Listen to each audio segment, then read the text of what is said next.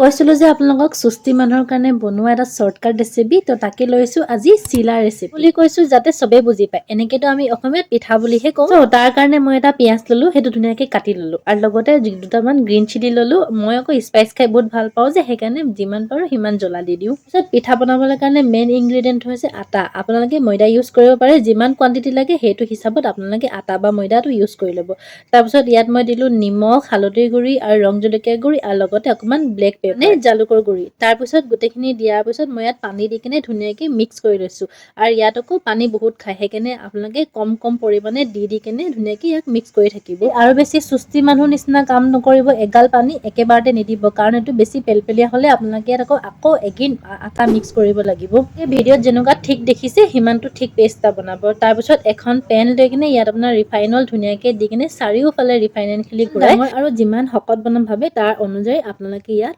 পিঠাৰ কোৱান্টিটিটো দি দিব মই ইয়াত 2 চামুচকে দিছো অকণ পাতলা হ'লে খাই কেনে বেছি ভাল লাগে আৰু লগতে ক্ৰাঞ্চিও হয় ধুনীয়াকে একফালে ফ্ৰাই হোৱাৰ পিছত আকৌ আনফালেও আপোনালোকে ভালদৰে উল্টাই সময়ত ভালকে উল্টাব কাৰণ ইয়াৰ তেল 2-3 মান মোৰ গাটো আহি পৰিল যাতে আপোনালোকৰ গাত নপৰে সেইকাৰণে ভালকে বাচি কেনে উল্টাব 2-3টা পিঠা বনোৱাৰ পিছত মোৰো লাগিছে এতিয়া বহুত জোৰকে ভাগৰ তাৰপিছত পাপাক গৈ কেনে কৈছো বনাই দিব নেকি পাপাও আমাৰ বৰ মৰমীয়াল নহয় যিকোনো কথা ক'লে যে একদম ধুনীয়াকে শুনি যায় তাৰপিছত মই মোৰ ভাগৰ পিঠাকেইটা লৈ এতিয়া মই খাবলৈ গ'লো আজি ভিডিঅ'টো ইমানতে আছিলে আশা কৰিলো ভাল পালে আকৌ লগ পাম বাই বাই